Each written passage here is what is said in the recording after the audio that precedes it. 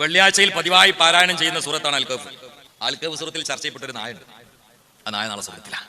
7 മഹാന്മാരായ ഔലിയാക്കൾ, അവർ ശംസുലമയെ പോലെ പഠിച്ച് വളർന്ന ഔലിയാക്കളായവരല്ല. അവർക്ക് ഇൽമില്ല, അവർ കർഷകന്മാരാണ്. പക്ഷെ ഒരു സുപ്രഭാതത്തിൽ ഇത് ശരിയല്ല, ഈ രാജാവിന്റെ ഈ കളി ശരിയല്ല എന്ന അഹന്തക്കെതിരെ സടകുടഞ്ഞെഴുന്നേറ്റ് ഒരു പിടി ചെറുപ്പക്കാരാ.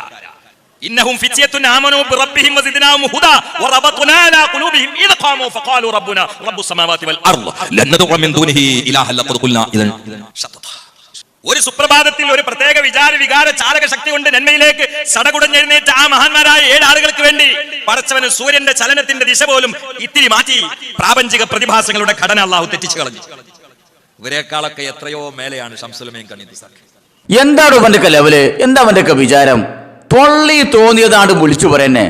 മുന്നിലിരിക്കുന്ന കൗമിന് അന്തല്ലാന്ന് വിചാരിച്ചിട്ട് ആ കൗമിനോട് മാത്രമല്ല ഇത് പറയണത്. ഇത് യൂട്യൂബില് സോഷ്യൽ മീഡിയയിൽ ഇത് പോസ്റ്റ് ചെയ്യുന്നുണ്ടല്ലോ, അതതിൽ അത്ഭുതം. അപ്പൊ ആദ്യം തന്നെ എന്താ പറഞ്ഞത്?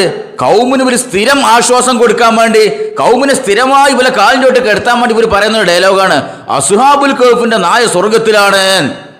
ഔലിയാക്കളെ സ്നേഹിച്ച, ഔലിയാക്കളെ പിന്നാലെ അങ്ങനെ നടന്നു എന്ന് പറയുന്ന ആ നായ ഉണ്ടല്ലോ, ആ നായ ഔലിയാക്കളെ സ്നേഹിച്ചതിന്റെ പേരിൽ, അവരെ പിന്നാലെ നടന്നതിന്റെ പേരിൽ സ്വർഗത്തിലാണ്.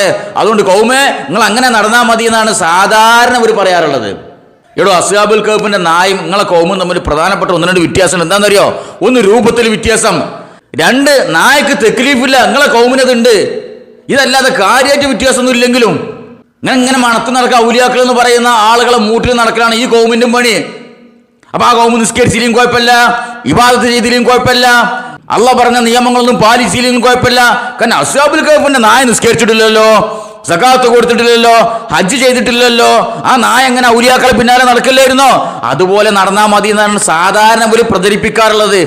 ഈ കഥ സാധാരണ പറയാറുള്ളത് റബീഉൽ അവ്വൽ കേട്ടോ. കാരണം റബീഉൽ അവ്വൽ എല്ലാ അണ്ടനും അടകോടനും അലവലാതും നബിനെ സ്നേഹിക്കാൻ തെരുവിലിറങ്ങുമല്ലോ കൂത്താടാന്. അപ്പൊ ആ ചങ്ങായി ജമാഅത്തിന് പോലോ പള്ളിയിൽ പോലോ ഒന്നിനും പോവില്ല. അപ്പൊ ഓനെ സമാധാനിപ്പിക്കാൻ വേണ്ടി പറഞ്ഞ സാധാരണ പറയുന്ന ഡയലോഗാണ്, കൗമേ അസ്ഹാബുൽ കഹ്ഫിന്റെ നായ നിസ്കരിച്ചിട്ടാണോ സ്വർഗത്ത് പോയത്? ആ നായന്റെ മാരി ഇങ്ങനെ നടന്നാ മതിയെന്ന്.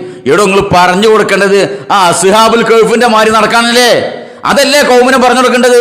അതിന് പകരം നായന്റെ മാരി നടന്നോളി എന്നാ സാധാരണ ഒരു പൊലമ്പാറുള്ളത്. ഇരിക്കട്ടെ, എന്നിട്ട് എന്താ പറഞ്ഞത്? അള്ളാഹു പരിശുദ്ധ ഖുർആനിൽ വാഴ്ത്തി പറഞ്ഞ ആ അസ്ഹാബുൽ കഹ്ഫിന്റെ മോളിലാണ് കണ്ണിയത്തും EK അബൂബക്കർ മുസ്ലിയാരെന്ന്. ആരോടോ എന്നോട് പറഞ്ഞത്? ഏത് ശൈത്താൻ അത് പറഞ്ഞത്? ഒരാളെ മഹാനാക്കലും അയാളെ മഹത്വം ഇടിച്ചു താഴ്ത്തലും നിങ്ങളാണോ? അതും അള്ളാഹു മഹത്വപ്പെടുത്തിയ ഒരു ടീമിന്റെ മുകളിൽ കൊണ്ടുപോയി വെക്കാൻ ആരാണോ നിനക്കൊക്കെ അധികാരം തന്നത്? എന്താ കന്റെ ലെവല്?